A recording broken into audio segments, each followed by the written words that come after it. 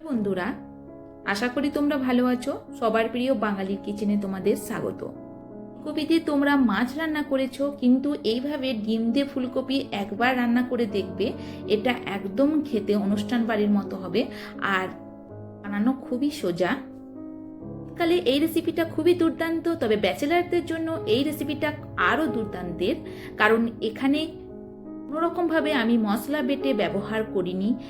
খুবই সিম্পল একটা রেসিপি তোমাদের সঙ্গে শেয়ার করছি। ভালো লাগলে লাইক কমেন্ট অবশ্যই করবে। সবার প্রথম আমি দেখো একটা কড়াই গ্যাসের মধ্যে দিয়ে দিয়েছি, আর কড়াইয়ের মধ্যে দিয়েছি আমি সর্ষের তেল।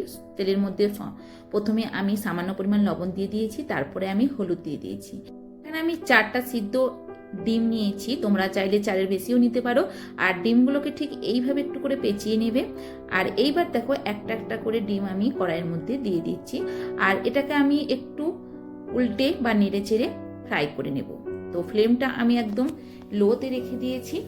ধীরে ধীরে এটা ফ্রাই হতে থাকুক, ততক্ষণে আমি বানিয়ে নিব একটা মশলা। তো মশলা বানানোর জন্য দেখো আমি এখানে নিয়েছি একটা কাটুরির মধ্যে 1/2 কাপ পরিমাণ দই, টক দই। এটা বাড়িতে বসানো টক দই। আর এর মধ্যে আমি দিয়ে দিলাম সামান্য পরিমাণ হলুদ, 1 চা চামচ পরিমাণ লাল লঙ্কার পাউডার, ধনিয়া পাউডার, জিরা পাউডার, আর তার সঙ্গে দিয়ে দেব 1 চামচ পরিমাণ গরম মশলা পাউডার আর কিছুটা পরিমাণ কাসুরি মেথি লিভস। 4 থেকে 5টা দিয়ে দেব শুকনো লঙ্কা। আর এইবার একটা স্পুন দিয়ে খুব ভালো করে এটাকে মিক্স করে নিতে হবে। তো এই পেস্টটা আমার একদম পুরোপুরি রেডি হয়ে গেছে। তো এটা আমি সাইডে রেখে দেব। এইবার চলো দেখি তাহলে ডিমগুলো ফ্রাই হয়েছে কিনা। এদিকে দেখো আমি কিন্তু ডিমগুলো ফ্রাই করে নিয়েছি খুব সুন্দর করে। দেখো ডিমগুলো লাল লাল ফ্রাই হয়ে গেছে। চলো তাহলে একে একে আমি ডিমগুলো এরপর প্লেটের মধ্যে তুলে নিই। ডিমগুলো দেখো আমি কিন্তু তুলে নিয়েছি। আর ওই তেলের মধ্যে এইবার দিয়ে দেব আলু। তো আমি এখানে একটা বড় মাপের আলু নিয়েছি। আলুটা এইভাবে দেখো ছোট ছোট পিস করে আমি কেটে নিয়েছি। আমি যতটা পরিমাণ তেল আমি দিয়েছিলাম ঠিক ততটা পরিমাণ তেল দিয়ে আমি কিন্তু এই রান্নাটা করে নেব, কিন্তু নতুন করে এখানে তেল অ্যাড করিনি। আলু দেওয়া হয়ে গেছে। তো এইবার আমি কিন্তু ফুলকপিগুলোকে এখানে দিয়ে দেবো। তো তোমরা দেখতেই পাচ্ছ আলুর থেকে ফুলকপিগুলো কিন্তু অনেকটাই বড়। তো চাইলে তোমরা এইভাবে বড় বড় পিস করে কাটতে পারো, কিংবা আলুর থেকে একটু বড় পিস করে ফুলকপিগুলো কেটে নিতে পারো। এইবার ফুলকপি আলু 3 থেকে 4 মিনিট ফ্রাই করে নেওয়ার পর এখানে দিয়ে দেব ক্যাপসিকাম।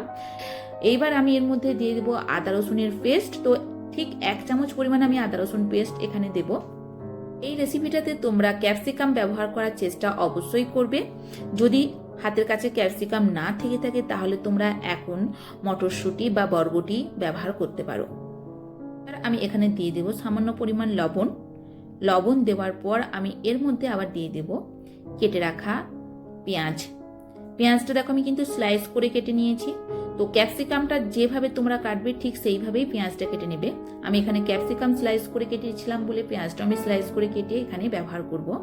তোমরা যদি ক্যাপসিকাম গোল গোল পিস করে কাটতে চাও, মানে একটু চৌকো পিস করে কাটতে চাও, তাহলে পেঁয়াজটাও ঠিক সেইভাবেই কেটে নেবে। এইবার এটাকে একটু ঢাকা দিয়ে হালকা ফ্লেমে ফ্রাই করে নিতে হবে। এখন কিন্তু জল এখানে একদম মিক্স করা চলবে না।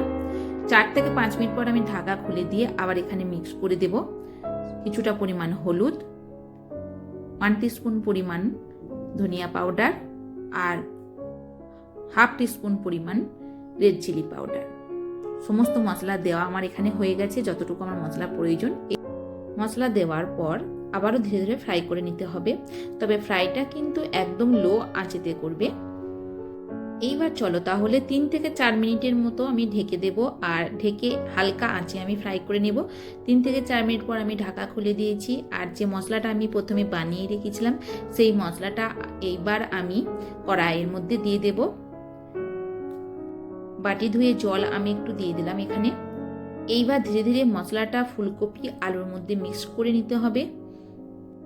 তোমরা দেখতেই পাচ্ছ ফুলকপি আলুর সঙ্গে মশলাটা আমি খুব ভালো করে মেখে নিয়েছি। ফ্লেমটা আমি একটু হাই করে দিয়েছি। তো প্রথমে মশলাটাকে একটু পাকিয়ে নিতে হবে। তো বেশি পরিমাণে জল কিন্তু এখানে একদমই দেওয়া যাবে না, খুবই অল্প পরিমাণে জল এখানে দেবে। এইবার 4 থেকে 5 মিনিট পর এখানে দেখো 1 টেবিল স্পুন পরিমাণ আমি বেসন জলের মধ্যে গুলে নিয়েছি। এইবার এই বেসন গুলার জলটা আমি এর মধ্যে দিয়ে দেব। বেসনের জলটা দেওয়ার পর আবারও নেড়ে চেড়ে এটাকে সুন্দর করে কুক করে নিতে হবে প্রায় 3 থেকে 4 মিনিট। এইবার দেখো সমস্ত মশলাগুলো খুব ভালো করে কষা হয়ে গেছে। আর ওপর থেকে আমি দিয়ে দিলাম আমচুর পাউডার। তোমরা চাইলে এখানে টমেটো ব্যবহার করতে পারো, কিন্তু আমি এখানে কিন্তু টমেটোই ব্যবহার করিনি। তো এইবার চলো তাহলে আবারও আমি একটুখানি নেড়ে চেড়ে নেব।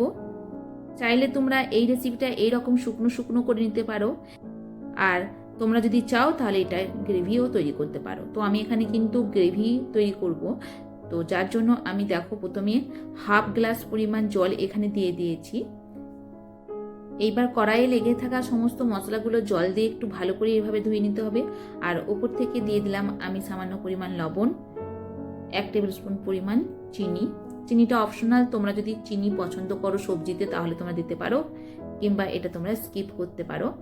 এইবার এর মধ্যে দিয়ে দেব 1 টেবিল স্পুন পরিমাণ কাশ্মীরি লাল লঙ্কার পাউডার। এইবার আমি এটাকে ঢেকে দেব খুব ভালো করে, আর আমি 5 মিনিট ধরে এটাকে কুক করে নেব। এটা একটা খুবই সিম্পল রেসিপি। এই রেসিপিটা বানানোর জন্য তোমাদেরকে কিন্তু কোনো রকম মশলা বেটে নিতে হবে না, কোনো রকম কিন্তু পরিশ্রম করতে হবে না। খুব কম পরিশ্রমে খুবই তাড়াতাড়ি এই রেসিপিটা বানিয়ে নিতে পারবে। আর সমস্ত কিছু মশলা কিন্তু দেখো ঘরোয়া। আর এখানে আমি দেখো কোনো রকম গোটা দারচিনি এলাচ কিছুই ব্যবহার করিনি। আলু এইভাবে তোমরা টিপে দেখে নিতে পারো যে আলুটা সিদ্ধ হয়েছে কিনা, কিন্তু ফুলকপিগুলো অতটা সিদ্ধ হবে না, ফুলকপিগুলো একটুকু হালকা শক্ত থাকবে যাতে করে খেতে খুবই সুন্দর লাগবে। আর এইবার দেখো আমি কিন্তু ডিমগুলো এর মধ্যে দিয়ে দেব, আর ডিম দেওয়ার পর আরও একবার আমি এটাকে ভালো করে কুক করে নেব। তো ডিম দেওয়ার পর আমি এখানে দেখো একটা কাঁচা লঙ্কাও দিয়ে দিলাম। এটা অপশনাল, তোমরা চাইলে দিতে পারো, তবে কাঁচা লঙ্কা দিলে কিন্তু এর টেস্ট কিন্তু আরো ভালো হয়। আর এইবার উপর থেকে দিয়ে দেব সামান্য পরিমাণ ধনিয়া পাতা। তো ফুলকপি দিয়ে ডিমের কারি আমার একদম রেডি হয়ে গেছে। তোমরা চাইলে এটা গরম গরম ভাতের সঙ্গে কিংবা রুটির সঙ্গেও খেতে পারো। এটা কিন্তু খুবই সিম্পল আর অসাধারণ স্বাদের একটা রেসিপি। রেসিপিটা শেষ পর্যন্ত দেখার জন্য ধন্যবাদ।